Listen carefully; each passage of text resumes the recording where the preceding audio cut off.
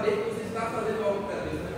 De saber que aquilo que está fazendo vai gerar fruto, aquilo que está fazendo vai gerar crescimento para a igreja, vai gerar crescimento de sua vez. Então, quanto mais a gente vem para a igreja, quanto mais a gente está inserido na obra de Deus, né? Mais vontade a gente tem, né? Mais ânimo e alegria a gente tem. Tiago 4, todo mundo achou? Versículo 2 e 3. Versículo 2 fala assim: cobiçais e nada tendes, matais e invejais nada podeis obter. Viveis a lutar e a fazer guerras, nada tendes porque não pegues. Pedes e não recebeis, porque pedes mal para esbanjardes em vossos prazeres. Senhor Santo Deus, Pai, glorioso eterno, obrigado, Pai. Obrigado pela oportunidade que eu tenho mais uma vez no teu altar. Obrigado pela história de cada um aqui, meu Pai. Fala, Senhor Deus, aos nossos corações, meu Pai. Que a tua palavra venha trazer edificação, venha trazer crescimento, venha nos alimentar espiritualmente, Pai. Que o teu nome seja engrandecido em nosso meio, que o teu nome seja exaltado, glorificado para todo sempre, meu Pai. Fala, meu Pai, nessa manhã, em nome de Jesus. Amém. Podemos nos assentar.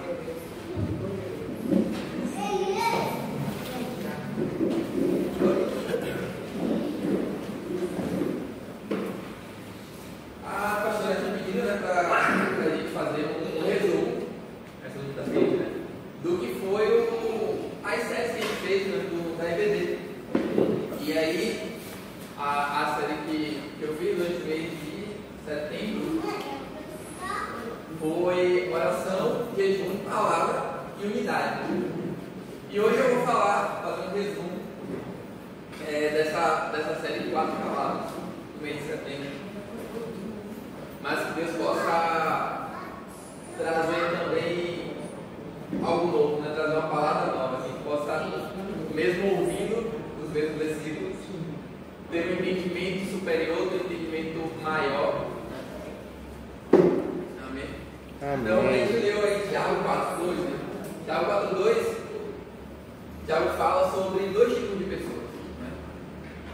Em primeiro lugar, a pessoa que não ora. A pessoa que não recebe a intervenção divina, a pessoa que não se relaciona com Deus, a pessoa que não experimenta o poder de Deus porque não ora. Em segundo lugar, há um outro tipo de pessoa, que é uma pessoa que até ora, é uma pessoa que até tenta, é uma pessoa que até entende que Deus tem poder para fazer, Deus pode fazer, que se Ele quiser Ele faz. A pessoa entende isso. Contudo, aquilo que ela pede para satisfazer a própria vontade. Então ela entende que Deus faz, ela entende que Deus tem poder para isso, ela só não entende o que Deus quer. Então esse primeiro tópico eu vou falar sobre oração. Por que oramos? Porque Deus quer que a gente ore. A gente entende nesse versículo que a oração é a chave para a intervenção divina. A oração ela é a ferramenta que Deus nos deu, a ferramenta que Deus entregou para que a gente possa experimentar o poder dele sobre as nossas vidas, para que a gente possa experimentar aquilo que ele tem, aquilo que ele quer fazer sobre nós. E a gente vê lá no livro de Atos que as maiores experiências que a igreja primitiva recebeu, que a igreja primitiva experimentou, foi por meio da oração. Lá em Pentecostes, né, quando desceu quando veio aquele som como de um vento impetuoso, desceu sobre as cabeças, o povo estava orando. Quando Pedro tem uma visão de um lençol branco descendo com os animais, e Deus fala, olha, né, mata e come, né? Come aquilo que você não julgues mal, aquilo que eu santifiquei. Pedro estava orando. Quando Saulo, né, tinha ficado cego, Paulo tinha ficado cego, e ele recebe aquele chamado de Deus, né, e ele é enviado para pregar e começa o ministério dele, ele estava orando. Ela fala que ele passou 3 dias orando. E há duas questões que a gente precisa entender sobre a oração. Em primeiro lugar, a oração não é simplesmente informativa. A oração ela não tem o intuito de informar algo a Deus. Até porque Deus sabe de todas as coisas. Deus entende todas as coisas, né? Ele tem ciência e conhecimento de tudo. Seja do passado, do presente, do futuro, tudo é como se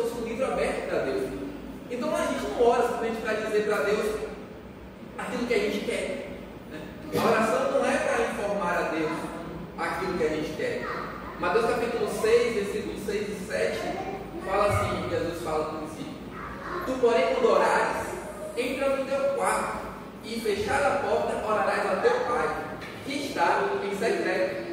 E teu pai que vê em secreto te recompensará.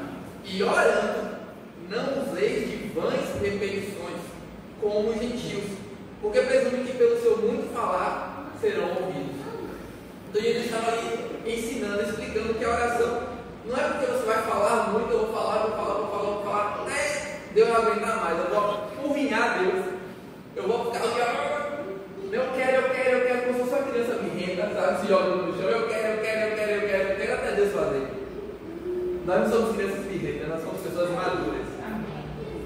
E Deus não é um pai que está ali te pirraçando para dar o que você quer.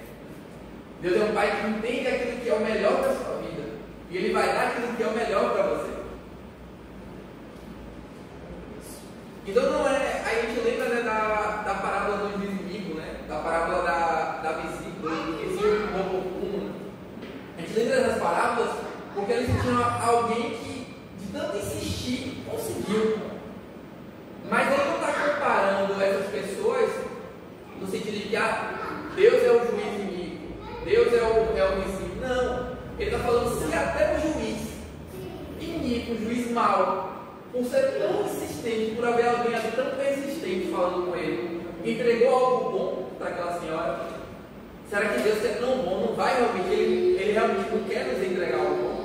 Então, se até alguém mau pode fazer algo bom pela gente, quando a gente persiste, será que Deus, que é bom, não vai fazer algo bom pela gente?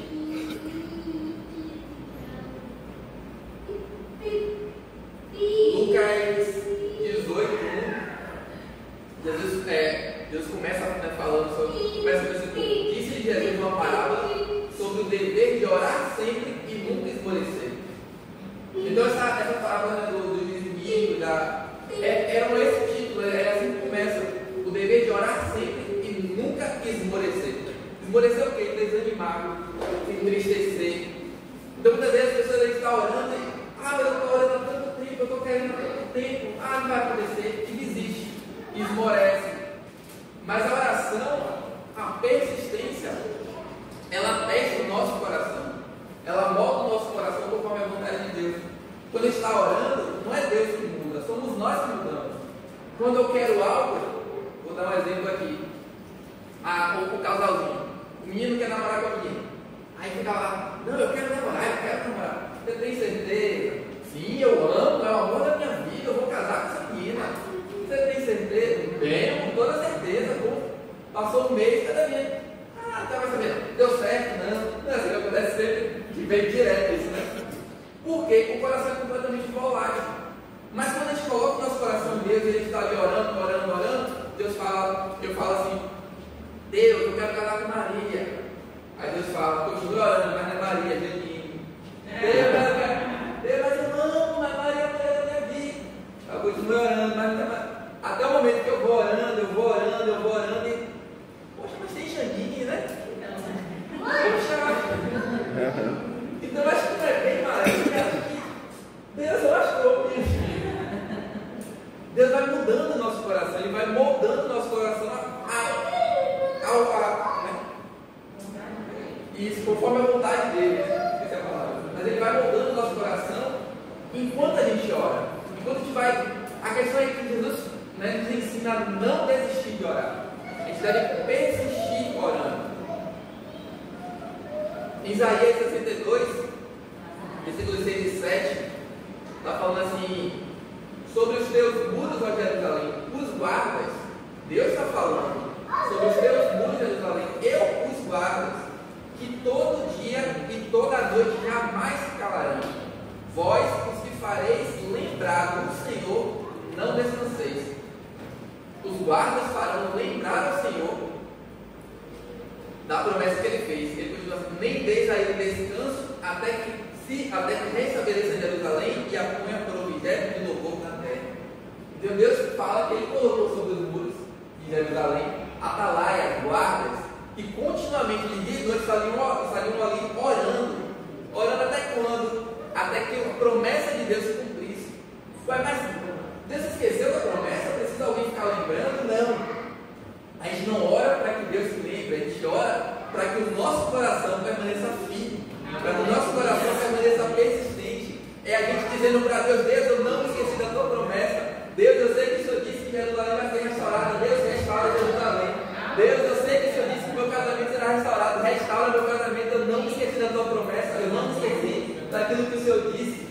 Eu não me esqueci, eu continuo aqui, eu continuo persistindo, eu continuo orando porque eu quero que se cumpra. Eu vou continuar nos seus caminhos, eu vou continuar nos seus propósitos, eu não vou abrir mão da promessa que o Senhor me deu. Então não é lembrar a Deus porque Deus se esquece, mas estabelecer um altar diante de Deus, um memorial diante de Deus, para dizer: Deus, eu não me esqueci.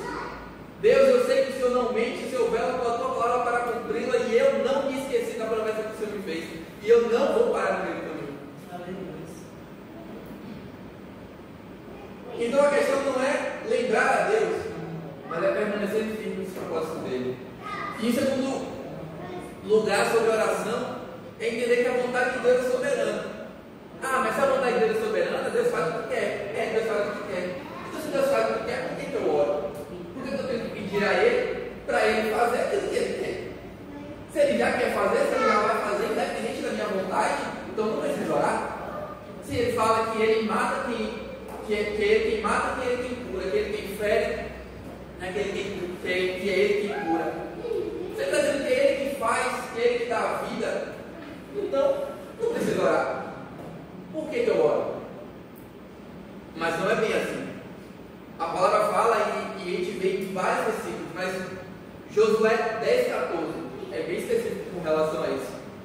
O povo estava lutando numa guerra, estava invadindo o território que Deus mandou invadir, estava lutando uma guerra que Deus mandou lutar, estava no caminho que Deus mandou estar, no lugar que Deus mandou estar. E aí Josué percebe que estava anoitecendo, e se anoitecesse, talvez as coisas não continuariam do jeito que estavam, eles estavam vencendo ali, mas se anoitecer, Deus, olha, eu acho que não vai dar certo. Deus para o sol. E Deus para o sol. E em Josué 10,14 fala assim: não houve dia semelhante a este, nem antes e nem depois dele, tendo o Senhor assim atendido a voz do homem, porque o Senhor pelejava por Israel. Então ela fala que Deus atendeu a voz do homem. Mas o que esse homem pediu? Por que esse homem pediu? Esse homem pediu para que aquilo que Deus tinha colocado no coração dele, aquilo que Deus tinha ordenado que eles fizessem, aquilo que era a vontade de Deus, se cumprisse. Então quando ele ora, ele fala: Deus para o sol, não é porque ele queria satisfazer os desejos da carne dele. Quando ele fala Deus para o sol, não é aquilo que Tiago fala no capítulo 4 que a gente leu, né, para satisfazer os desejos da nossa carne. Quando Tiago fala Deus para o sol porque eu estou lutando a tua guerra, porque eu estou conquistando o território que o Senhor mandou conquistar, porque eu estou no centro da tua vontade, porque eu estou fazendo aquilo que o Senhor manda. Então Deus atende a minha voz. Então Deus é soberano, sim, mas Ele espera que nós clamemos para que se cumpra aquilo que Ele deseja fazer nas nossas vidas. Salmo 18, 6, Davi fala: na minha angústia invoquei o Senhor, gritei por socorro ao meu Deus, Ele no seu tempo ouviu a minha voz, e o meu clamor lhe penetrou os ouvidos. Davi estava falando: Deus ouviu o coração. Deus ouve a sua oração, igreja. Amém. Amém. Amém. Deus ouve a sua oração. Ele está dizendo que Deus faz meramente o que quer, mas Ele está sinalizando que nós podemos alcançar aquilo que desejamos se tivermos posicionamento. O que precisamos aprender é a orar alinhado com a vontade de Deus. Orar alinhado com a vontade de Deus é garantia do cumprimento da vontade dele, do cumprimento da nossa oração, do atendimento da nossa oração.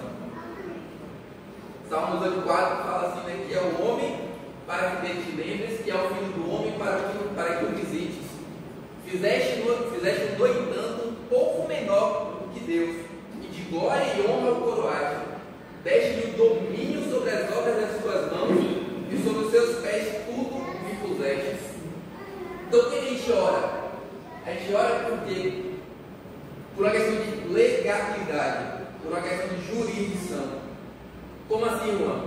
A palavra que esse texto que eu acabei de ler, Salmos 54, fala que Deus nos deu domínio sobre toda a criação de suas mãos. Deus nos deu autoridade.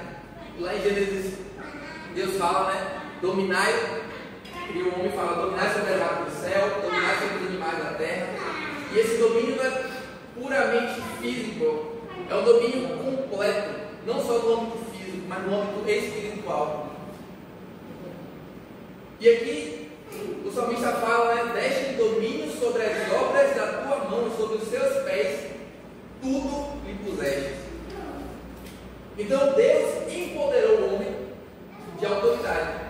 Deus empoderou o homem desse domínio. Dá um exemplo para vocês.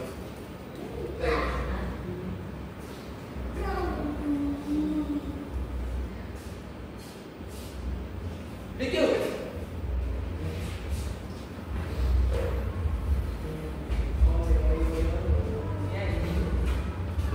Acorda, menino. Esse aqui é nosso carro. A gente comprou. É só uma ilustração, tá? Vamos supor que o Lucas sabe dirigir, tem habilitação e tudo mais. Então, Lucas, esse é meu carro. Eu vou deixar com você. Cuide dele, guarde dele, use como você quiser. Só não bata, não quer. Tá? Mas use como você quiser. Certo?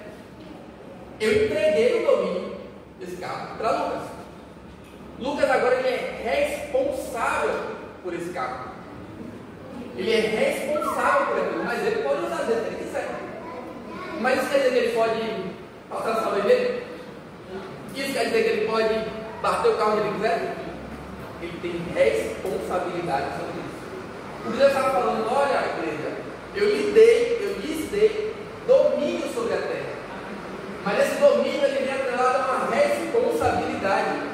Você pode fazer o que você quiser? Pode, mas seja responsável. Eu entreguei para o Lucas, começar na casa dele, eu posso chegar lá, passar na casa dele, vir a chave lá em cima e pegar a chave e sair. Como é que o Lucas ia se sentir?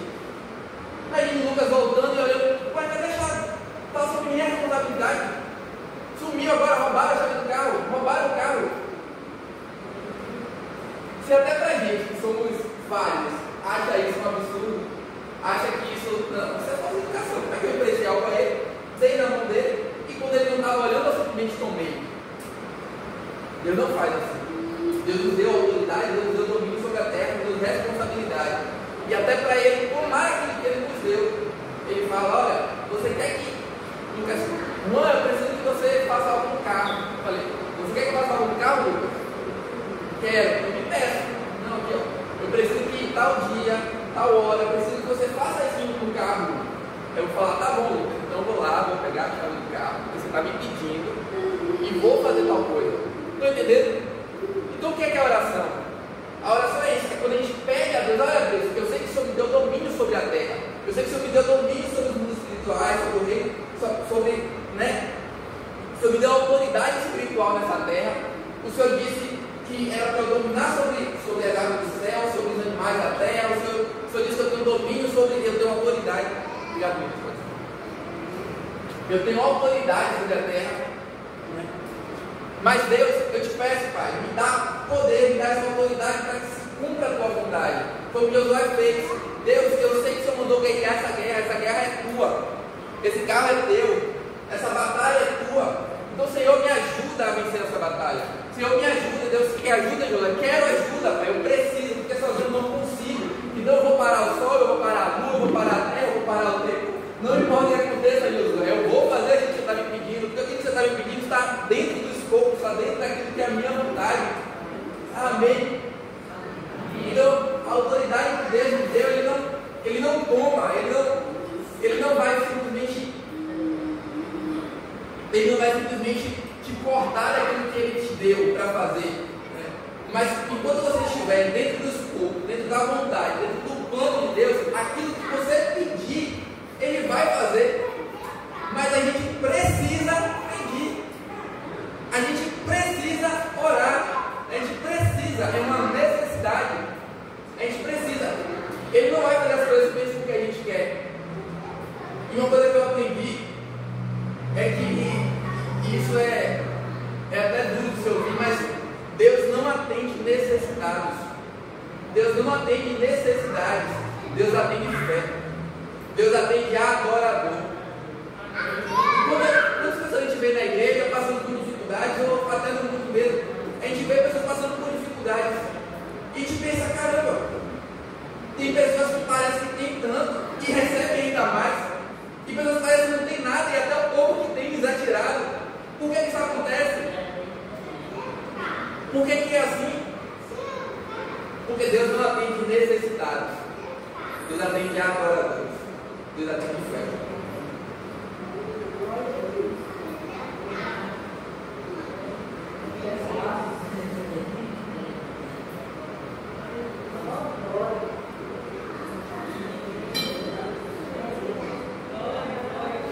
Amém? Amém. Glória a Deus. O segundo tópico que eu quero falar hoje é sobre jejum. Quem diria, não é verdade?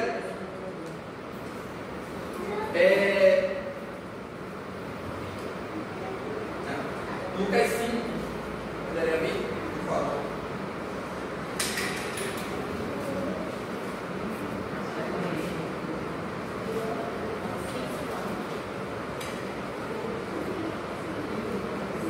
Lucas 5, versículo 33.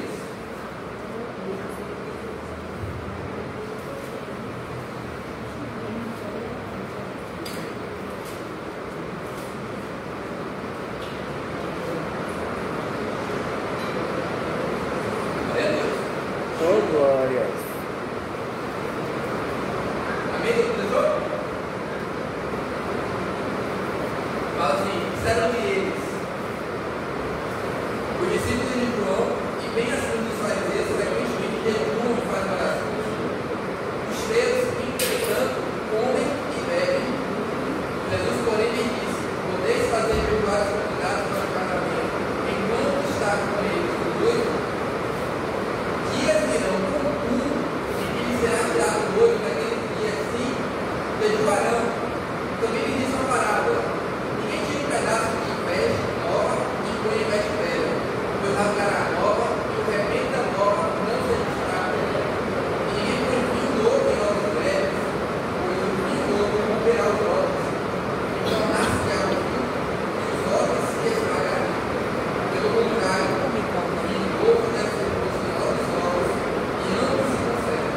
E ninguém tem que beber esse vinho velho, prefere o novo, porque o velho é excelente. Como eu digo bem?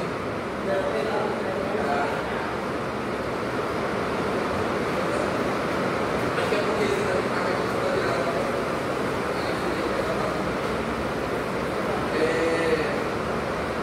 Então, mexendo aqui, né? Você não estava falando que não era para fazer jejum. Pelo contrário, ele estava falando, olha, não, vocês precisam fazer jejum. Só que não é o momento agora. O noivo ainda está com vocês. Virá um momento que vocês precisarão fazer jejum.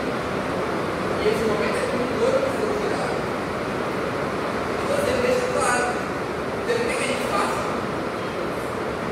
Ele deixa claro quando a gente quer que ele faça. O que não fica tão claro nesse texto é por que ele quer que a gente faça. Então, por que jejuar? Então, por que jejuar? E a gente pode destacar dois propósitos principais, né? Melhor, podemos destacar um propósito primário e a partir desses dois outros. Que é, o propósito primário do jejum é buscar a Deus, é a santificação. Dentro disso, a gente pode entender dois tipos de jejum: o jejum de consagração e o jejum de santificação. Consagração, quando me consagra a Deus, quando me entrega a Deus, olha, eu não quero pecar. Deus, eu não quero pecar. Deus, eu não quero estar preso a isso. Deus, eu não quero levantar, não quero ter na minha vida um altar que não te sirva. Não quero ter na minha vida um altar que sirva a outro Deus. próprio ventre, os meus planos financeiros, a minha família.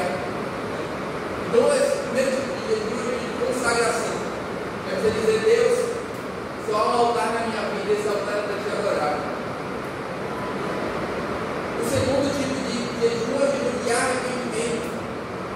Então, a partir do momento que o sujeito lá pecou, ele jejua e se entrega a Deus para dizer: olha, eu me arrependo.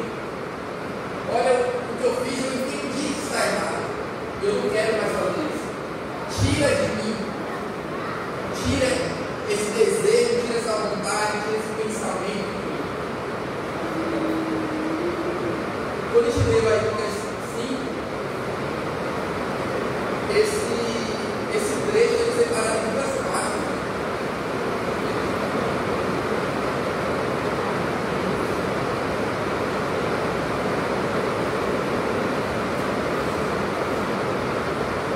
Lucas 5, ele é separado porque ele não está só, né? Ele começa do jejum, e ele está falando do jejum.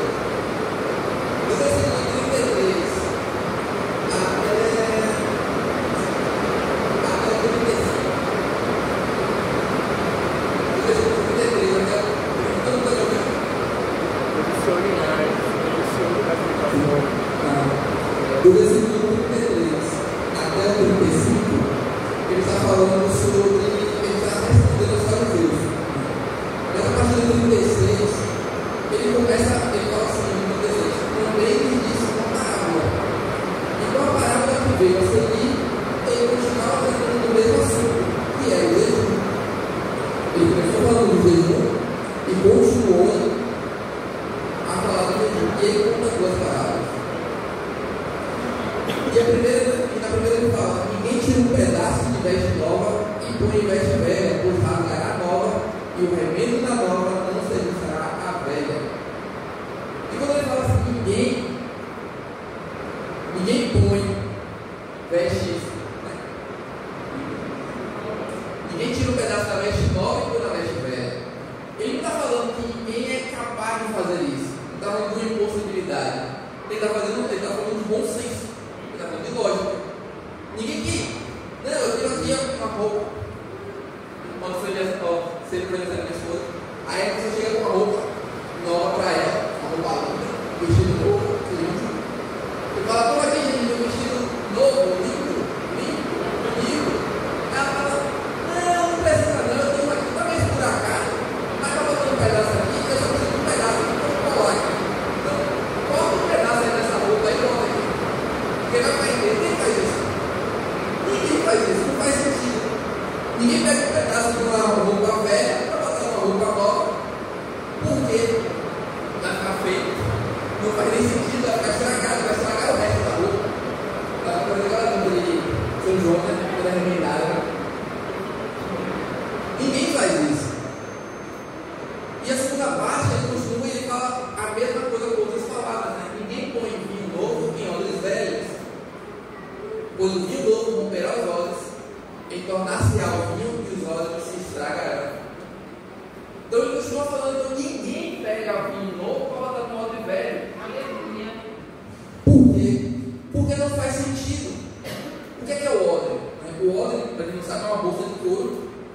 Você vê isso muito em filme, que o pessoal botava aqui na cintura, o odrezinho assim, uma bolsinha de couro, e nessa bolsinha de couro colocava o vinho.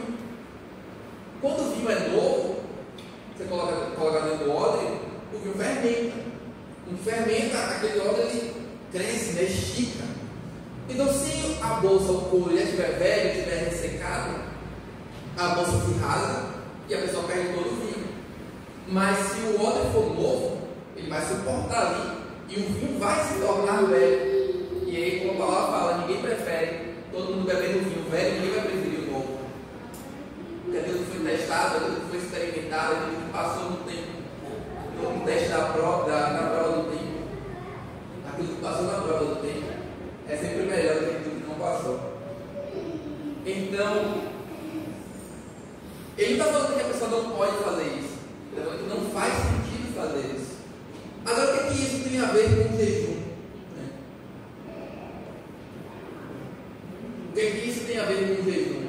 A questão é, nós,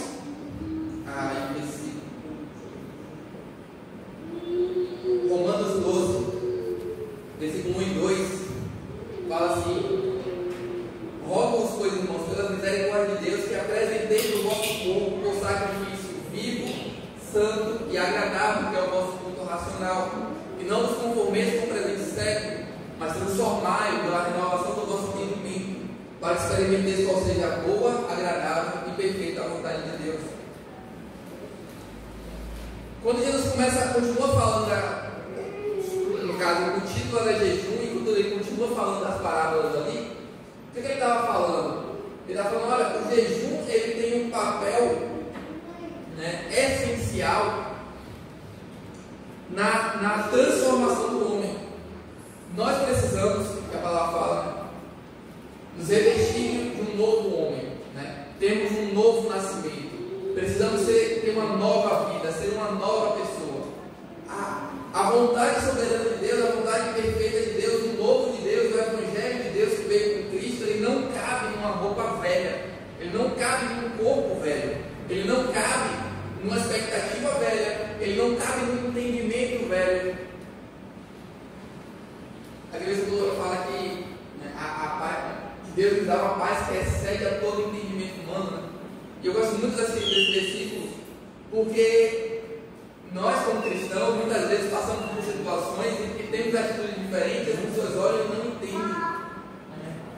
Olha, por que aconteceu isso no seu casamento? Você fala, isso é, por exemplo, né, lá de minha casa dos meus pais. Eu mesmo, como crente, né, mais jovem, né, adolescente, via minha mãe sofrendo ali, porque meu pai, né, brigava em traições e tudo mais. E eu comecei a vir aqui e ver minha mãe sofrendo e sem entender, porque na minha cabeça, por que não se separa? Ela está triste, ela está sofrendo. Não fazer isso aqui para mim. Por que não se separa? Será que ela não está vindo? Por um momento chega a ter raiva, minha mãe. Ela está sofrendo, ela é besta. Ela está sofrendo, ela está triste. Ela está sentindo traída, magoada. Por que ela não larga ele? Por que quando ele diz que ele vai embora, ela não deixa? Por que ela continua orando? Por que ela continua pedindo e insistindo? Por que ela continua falando com Deus? Por que ela continua fazendo jejum? Por que ela continua fazendo tudo que ela faz? Por que ela simplesmente não abre mão? E só quem de fato conhece a Deus entende isso. Só quem de fato conhece a Deus entende certas coisas. Se a gente fala isso para alguém no mundo, né? De uma mulher que não desistiu do seu casamento depois de anos, de um pai que não desistiu de seus filhos,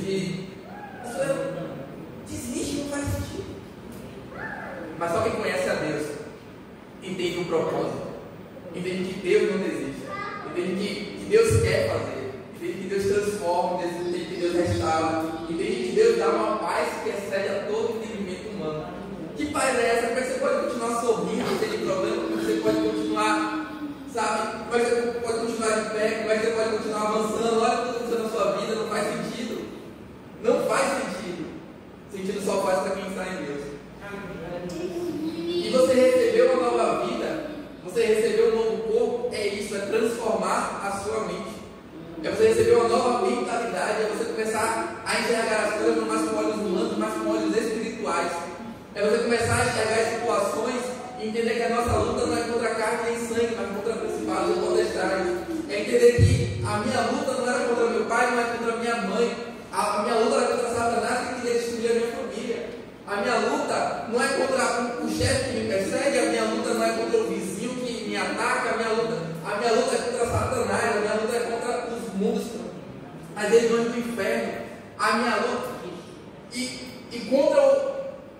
e contra as regiões espirituais, contra o inferno, não se luta brigando, não se luta falando, não se luta contra as regiões do inferno, não se luta brigando, contra as regiões do inferno se luta orando, contra as regiões do inferno se luta jejuando, contra as regiões do inferno se luta clamando louvando a Deus. Então a gente precisa entender que nós precisamos receber um novo homem. Nós recebemos uma nova mentalidade. Nós recebemos um novo corpo. Nós somos a roupa nova. Nós recebemos essa roupa nova. Nós recebemos o vinho novo. A gente não pode se conformar em permanecer com um corpo velho. A gente não pode se conformar em permanecer com uma roupa velha, porque não cabe mais.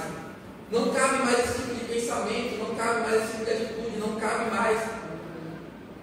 E o que tem a ver o jejum com isso? Tudo. Porque jejum é literalmente a arma que Deus nos deu para que a gente possa se despir do velho homem, para que a gente possa se abrir mão das nossas perspectivas que a gente sempre teve toda a vida, das nossas crenças que a gente aprendeu desde criança. É o jejum que quebra com as nossas expectativas, que quebra com as nossas vontades. É o jejum que fala, quando você fala para Deus, eu podia estar comendo aqui, né? Eu podia estar me alimentando dessa comida que eu gosto tanto, mas como Jesus eu prefiro declarar que a minha comida é fazer a vontade do meu Pai. Como Jesus eu prefiro declarar, né? Como ele falou lá para Satanás no deserto, nem só de pão viverá o homem, mas de toda a palavra que sai da boca de Deus. Ah, mas não faz sentido não você ficar sem comer, não faz sentido você abrir mão daquilo que te diverte, daquilo que faz sentido para quem entende o propósito de Deus nas nossas vidas. Faz sentido para quem está no centro da vontade de Deus, faz sentido para quem vem à igreja, para quem lê a Bíblia, para quem entende aquilo que Deus tem para as nossas vidas. Então o jejum ele é essencial nessa questão de quebrar com os nossos paradigmas, quebrar com a nossa vontade, mortificar a nossa carne, nos fazer realmente dizer para mim mesmo, dizer para a minha vontade, olha, eu aprendi assim, não, mas agora eu tenho uma nova mente, agora eu tenho uma nova mentalidade, agora eu tenho uma nova cabeça, sabe? Eu não sou mais essa pessoa. Não, mas lembra como era quando eu... Não, eu não sou mais essa pessoa, eu não posso mais fazer isso. Eu não sou mais... Entende?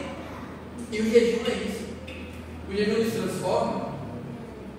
O jejum nos ensina. Como Paulo fala lá em 1 Coríntios 9, 27. Mas eu esmurro a minha carne e a reduzo a escravidão.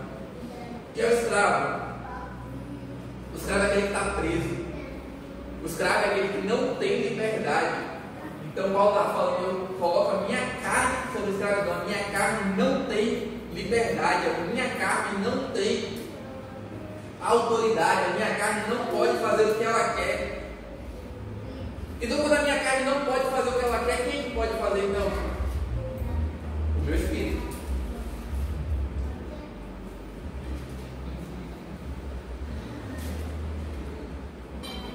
Se a minha carne não pode fazer o que ela quer, então quem pode? É o Espírito Santo de Deus na minha vida. A partir do momento que eu entendo que a minha carne não tem mais autoridade sobre mim, a partir do momento que eu entendo que ela não manda mais na minha vida, eu digo para Deus, pode mandar como o Senhor quer, a vontade é tua.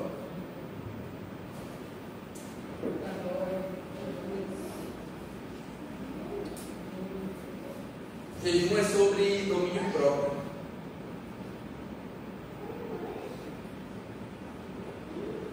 Efésios 4, versículos 22 e 24, 22 a 24 fala assim, no sentido de que, quanto ao trato passado, vos despojei do velho homem que se corrompe segundo as concupiscências do engano, e vos renoveis do espírito do vosso entendimento, e vos revistais do novo homem, criado segundo Deus, em justiça e retidão, procedente da verdade.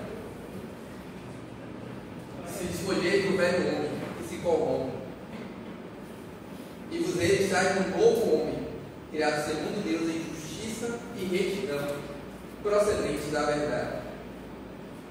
Essa mudança de comportamento, e aí Paulo fala, né? Vos despis do velho homem, vos revistais do velho homem. O que Paulo estava falando? Olha, é responsabilidade sua fazer isso. Paulo estava dando ali uma ordenança, Paulo estava dando uma direção. Se despir do velho homem é responsabilidade sua. muita gente ora errado, né?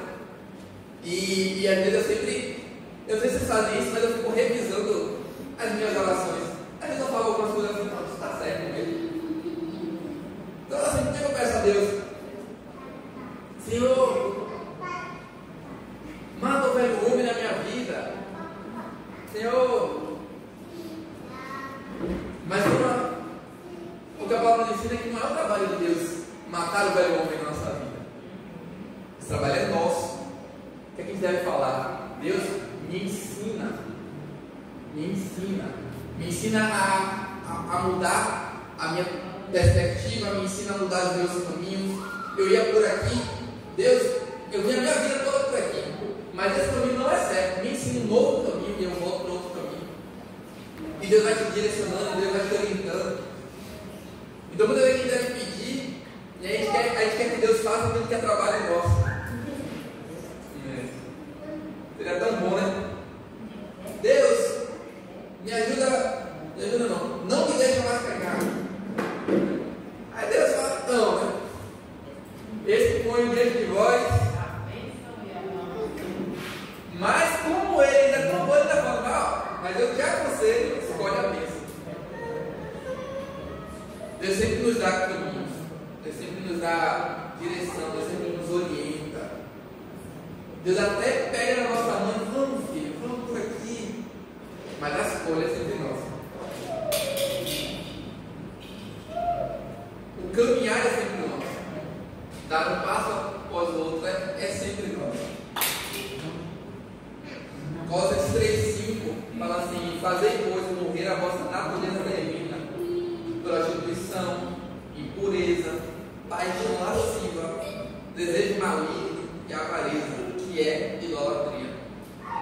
Graças a Deus, né? Idolatria a gente acha que é só adorar outro Deus, né? É só para quem está em outra religião, idolatra às vezes um artista, idolatra às vezes uma pessoa. Às vezes a pessoa que a gente idolatra é a gente mesmo. Às vezes a pessoa que a gente mais idolatra, às vezes a pessoa que a gente coloca no altar do nosso coração é a gente mesmo. Como assim, irmão? Pois é, porque quando você tem a oportunidade de mentir e mente, porque você não quer sofrer as consequências de falar a verdade, você está servindo a você mesmo. Porque você não quer sofrer aquelas consequências. Então eu prefiro servir a minha vontade do que fazer aquilo que Deus mandou fazer. Então eu estou deixando de servir a Deus para servir a mim mesmo. Isso é idolatria. Eu estou no Colossenses 3,5, aí estou continuando. Ora, nessas mesmas coisas andastes vós também, no outro tempo, quando vivíeis nelas. Agora, porém, despojai-vos igualmente de tudo isso: ira, indignação, maldade, maledicência, linguagem obscena do vosso falar. Não mintais uns aos outros, uma vez que vos despistes do velho homem com seus feitos, e vos revestistes do novo homem, que se refaz para o pleno conhecimento, segundo a imagem daquele que o criou. O novo homem, ele se refaz para o pleno conhecimento. O novo homem, ele tem a mente aberta para viver o novo de Deus. Em resumo daquilo que eu estou dizendo aqui sobre o jejum não dá para viver o novo de Deus numa velha estrutura. Jesus disse que o odre se arrebenta e se perde o vinho. Tentar viver os padrões de Deus, tentar viver o novo de Deus numa velha estrutura é colocar prazo de validade no evangelho que você recebeu. É literalmente isso. Olha, não, eu aceito Jesus, mas eu não vou mudar o meu passado. Eu aceito Jesus, mas eu não vou mudar o meu comportamento. Então eu, com toda firmeza, te garanto que você não vai conseguir. Que você não vai conseguir dar um espaço. Que você vai cair. Não dá para permanecer andando no caminho de Deus com a natureza velha. Ah, mas então quer dizer que eu vou ser perfeito? Não estou falando que é de não pega. Mas é todo tempo assim, olha. Eu andei por aqui, fiz algo errado, Senhor, me perdoa. Vou tentar de novo. Cair de novo. A questão é não desistir, não esmorecer. é sempre persistir. Deus não nos chamou para ficar na coisa toda, amém? Em terceiro lugar, o terceiro tópico que vai tratar aqui hoje é sobre a palavra. Josué 1, lembre, por favor.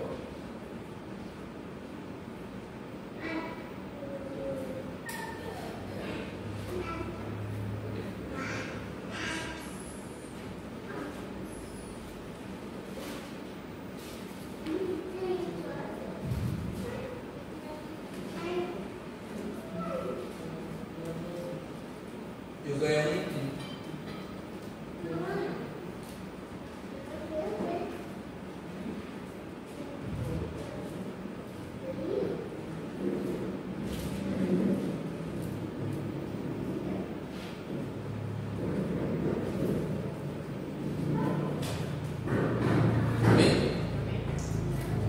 Josué 1 fala assim: sucedeu, depois da morte de Moisés, servo do Senhor, que este falou a Josué, filho de Nun, servidor de Moisés, dizendo: Moisés, meu servo é morto, dispõe-te agora, passei o Jordão, tu e todo este povo, a terra que eu dou aos filhos de Israel.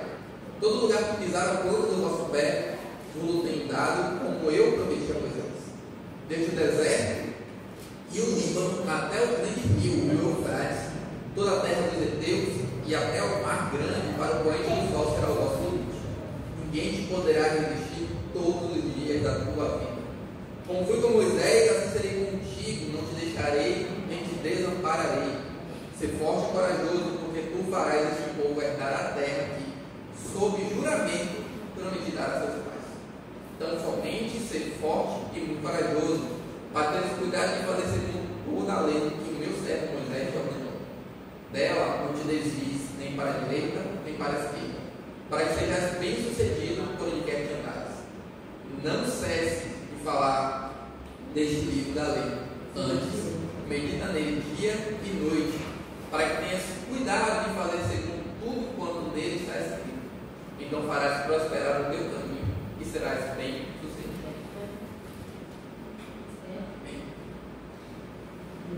Aqui a gente tem uma promessa extraordinária que Deus fez para Josué. Olha, Josué, tem uma terra que vai desde o rio Eufrates até o deserto, desde o Líbano até o grande rio, toda a terra prometida. Ele fala: está tudo aqui. Como eu fui com Moisés. Como é que Deus foi com Moisés? Moisés foi o cara que falou: faça com Deus. Moisés foi o cara que profetizou a respeito de Jesus. Moisés foi o cara que pediu a Deus: Deus, deixa eu ver a tua face. Deus falou: não, minha face eu não posso, mas ó, vou te colocar aqui na frente da pedra, vou botar minha mão, quando eu passar, tu vai olhar as minhas costas. Ninguém chegou tão perto de Deus como Moisés. E agora Deus chega para Josué e fala: olha, como eu fui com Moisés, serei contigo. Como eu falei com Moisés, eu falarei contigo. A promessa que eu fiz a Moisés permanece de pé na tua vida. Só que não é tão simples assim, né? Não é tão fácil. Deus fala que daria a terra prometida, que ele tinha prometido a Abraão, né? E de fato, o livro de Josué é um livro de conquistas. 31 reinos foram conquistados. Basicamente, o livro todo são sobre as conquistas da terra. A questão é que Deus coloca uma condição. Ele fala: olha, como fui com Moisés, serei contigo. Aquilo que eu fiz com ele, farei com você. A terra que eu prometi, eu vou te entregar. Tão somente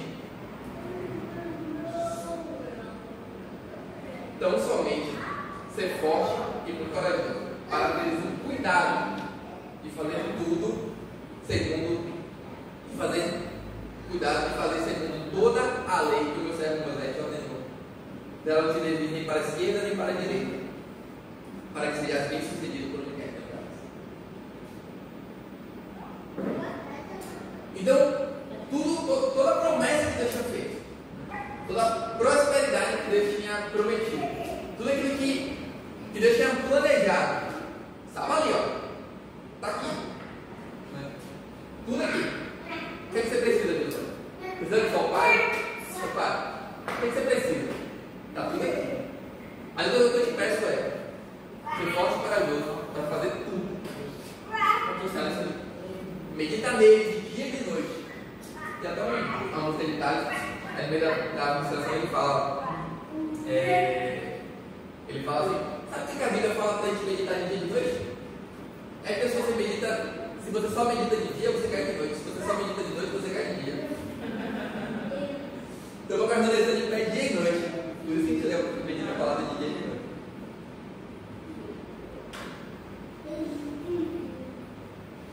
Se você fortalecer esse vínculo, se você se apegar à palavra, você será bem-sucedido. E no versículo 8 ele fala: não cesse de falar deste livro. Então a gente tem também uma necessidade, não só de ler, mas de falar. De ter esse livro como não somente manual de instruções, mas para aquilo que é o nosso comportamento, aquilo que deve fazer. Mas também a gente não parar, não se cansar de falar e de espalhar, né, as mensagens desse livro. Nós precisamos aprender a importância da palavra no plano de Deus para a vida e para a sua vida. Essa é a realidade de fazer tudo conforme esse livro, de meditar dia e noite, é a mesma realidade do Novo Testamento. Colossenses 3,16, na carta de Paulo fala assim: habite ricamente em vós a palavra de Cristo, instruí-vos e aconselhar-vos mutuamente em toda sabedoria, louvando a Deus com salmos e hinos e cantos espirituais com gratidão no vosso coração. Então aqui Paulo está dando o mesmo conselho, né? Olha, habite ricamente em vós. O que é habitar ricamente? O Márcio tem um costume muito legal de fazer, é derramar, né? O que é derramar? Quando é uma coisa derrama? Derrama quando você está cheio. Derrama quando ela está ali na boca, você continua alimentando e derrama. Então o pessoal do Márcio traz o versículo, todos que se reúnem, né? E cada um fala o seu versículo. E eu acho isso legal, né? Porque aquilo que a gente leu foi isso, né? A necessidade que a gente tem de falar a palavra. E esse que a pastora sempre nos ensina também.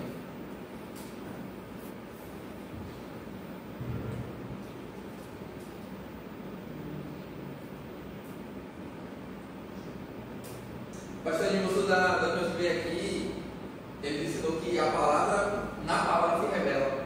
Alguém lembra ele falou isso? Não foi nem sobre isso, mas foi o que eu guardei aqui. A palavra na palavra se revela, a palavra ensina a própria palavra, a palavra se sustenta na palavra. É pela palavra, né, que todas as coisas foram feitas. Hebreus 11:3. Pela fé, entendemos que o universo é formado pela palavra. Que foi o universo formado pela palavra de Deus. De maneira que o visível veio existir das coisas que não aparecem.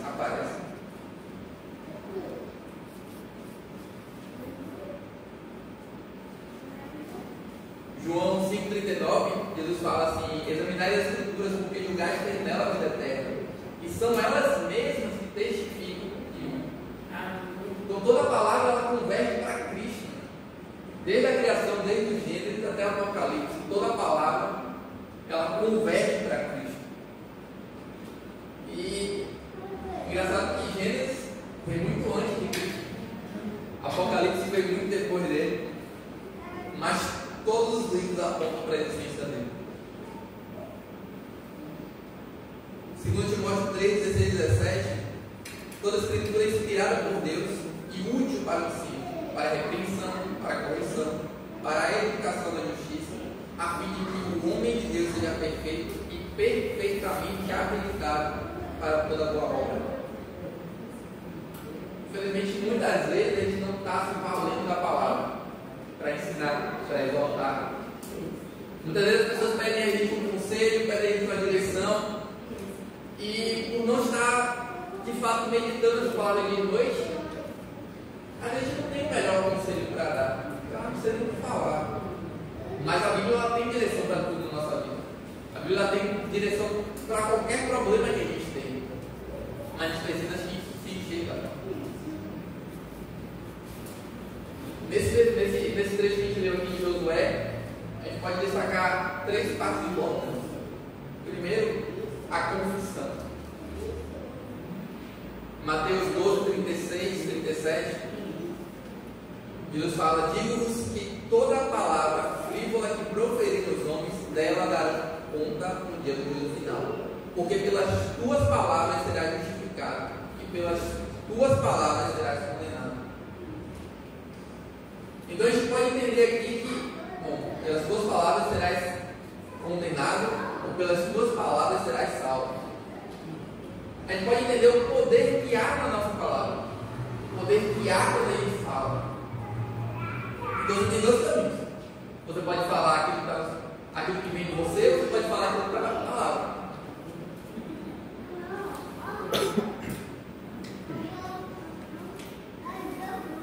A palavra ela tem o poder de levantar ou de abater uma pessoa. Ela tem o poder tanto de acusar e de derrubar alguém, como tem o poder de animar e de elevar a pessoa. Mas o que é que muda, né? É o que está no nosso coração. A boca fala e o coração está cheio.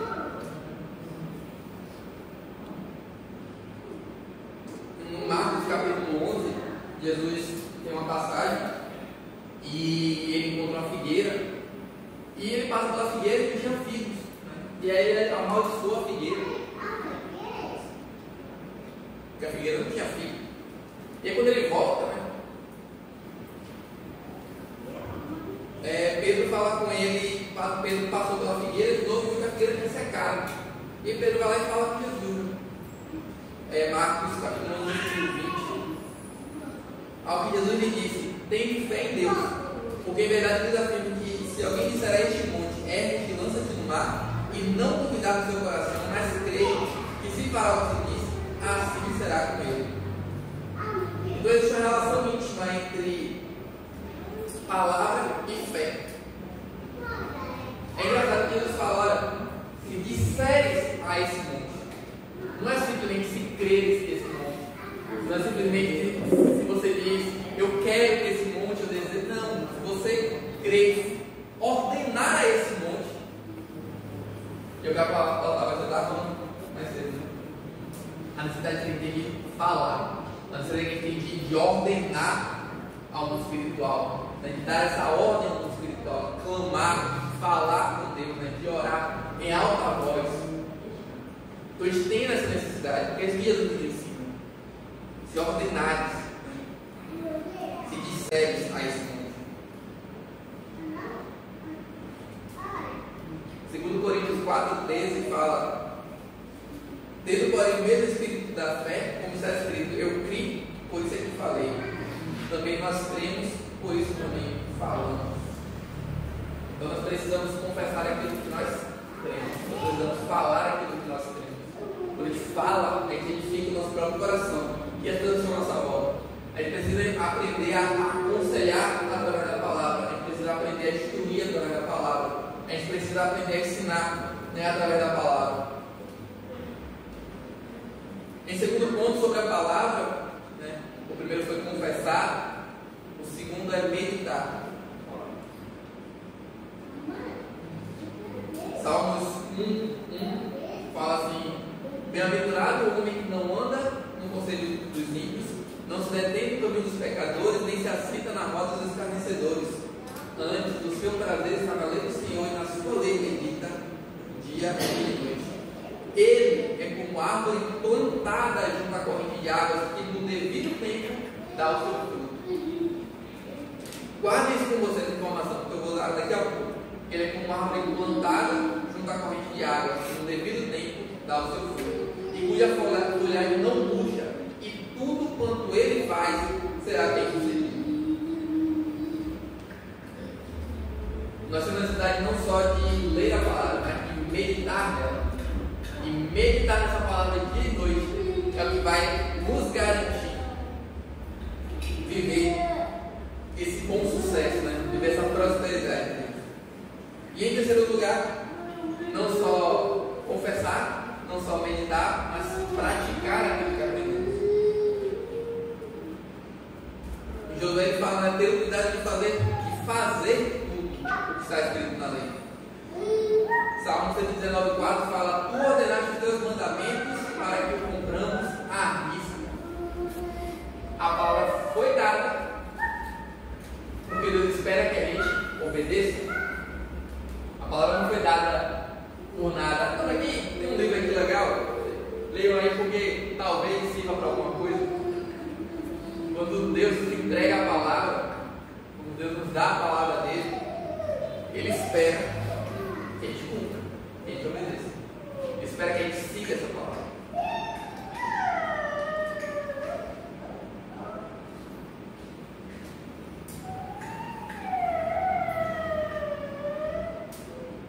Em outras palavras, né, a obediência nos leva à prosperidade.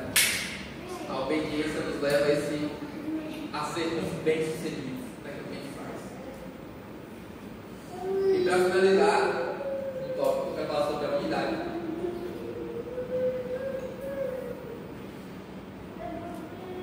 Existem promessas que Deus fez para o indivíduo. Existem promessas que Deus fez para você. Às vezes é o casamento dos seus sonhos, às vezes é um emprego, às vezes é uma viagem, às vezes é a cura sua ou de alguém. Deus fez uma promessa para você. Olha, Deus chegou para você e falou: não, aquilo que você tem sonhado, continua. Vai, com o tempo certo, vai acontecer. A promessa que Deus deu para você. Mas há promessas que Deus deu para a igreja dele. Há promessas que Deus deu para o povo. E essa semana eu estava pensando, conversando com Deus, sobre as coisas que eu aprendi com as plantas. As coisas que eu aprendi com a natureza. Quando eu estou até conversando com a pastora rapidinho. Que legal isso. Mas é sobre outra coisa. Eu estava conversando com Deus, andando no trabalho. E pensando. Vou dar um exemplo, olha. Em janeiro, eu plantei um pé de jabuticaba. Chegou em junho, a pastora plantou outro pé de jabuticaba. Aí chegou em setembro, Janine plantou outro pé de jabuticaba. Agora eu pergunto para vocês: qual pé de jabuticaba vai dar o fruto primeiro? Segundo uma árvore, que foi plantada primeiro. É isso que parece. Que foi plantado primeiro, vai dar fruto primeiro. Mas não. O que determina a frutificação da árvore, o que determina o tempo que a árvore vai frutificar, não é o momento em que ela foi plantada, mas é o tempo que Deus escolheu para ser o tempo da colheita. Não faz diferença se uma foi plantada em janeiro, outra em junho, outra em agosto, setembro, dezembro.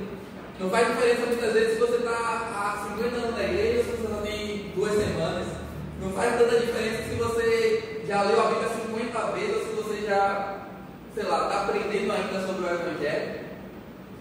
Deus deu promessas para a igreja e a maior delas é que Ele vai voltar. E quando Ele voltar, não é para quem foi plantado em janeiro, não é para quem tem 50 anos de igreja, não é para quem tem 2 dias de igreja, não é para quem é velho, não é para quem não. Quando Ele voltar, vai ser para a igreja dele. Quando Ele voltar, é para quem está plantado.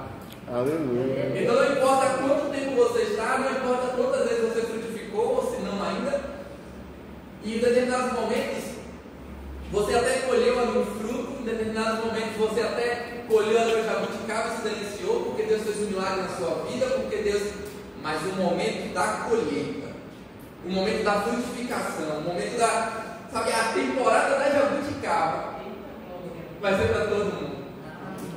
Mas para todo mundo que permanecer, vamos.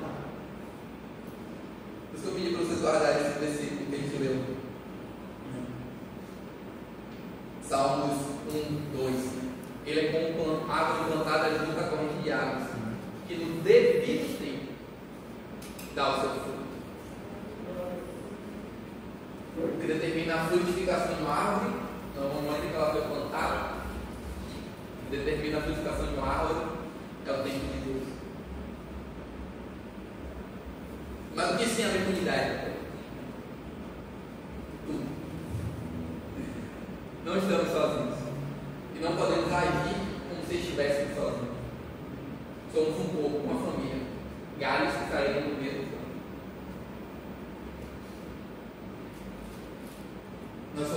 devemos agir como. Quando você pensa na questão da árvore, e é engraçado isso. Porque não somente se eu plantei uma em janeiro e a outra em junho. Se eu planto uma aqui e se eu planto outra em Abrantes, as duas, incrivelmente, vão frutificar juntas. Porque o que determina a frutificação é o tempo de Deus. É o tempo se fez mais sol, se fez mais frio. E isso é para todo mundo. Atos 1 fala que a igreja permanecia orando unânimes, em unidade, em uníssono. A gente tem ensaiado no coral, né, de Natal, e é engraçado isso, né? Isso nos ensina muito, porque não é sobre quem canta mais bonito, ou quem canta mais alto ou mais baixo. Todo mundo precisa cantar igual. Daí sempre fala, tem uma voz aí que está se destacando. Não. Eu quero ouvir a voz de vocês como se fosse uma só voz. Quando vocês cantarem, eu não quero ouvir a voz de Juan, não quero ouvir a voz de Lino, eu quero ouvir uma voz. Eu acho que é isso que Deus quer falar para a gente, né? Quando Ele fala sobre orar por unidade, sobre sermos um. Jesus fala, sejam um, como eu e o Pai somos um. O que é ser um? É entender que eu não sou maior do que meu irmão, que minha voz não deve falar mais alto do que a dele, mas que quando a gente orar, Deus não vai ouvir somente a voz de Juan, de Gemima, da pastora, Deus vai ouvir a voz da igreja dele, clamando pela volta dele, ansioso pela volta dele, ansioso pelo derramar do Espírito Santo, desejando que se cumpra a vontade dele. É isso que é viver em unidade. Viver em unidade é você ouvir o irmão cantando um pouco mais baixo e falar, não, deixa de intimidade, deixa de autoridade, sabe? É você chegar para o irmão e falar, irmão, você está meio rouco, está tudo bem? Você está, sua voz hoje, você está desafinando um pouquinho aqui, canta assim que fica melhor. Porque precisamos cantar todos com uma só voz. Então não importa o tempo que você foi cantado, não importa se você canta bem ou não, importa que você precisa entender. Nós fazemos parte. Amém? Amém.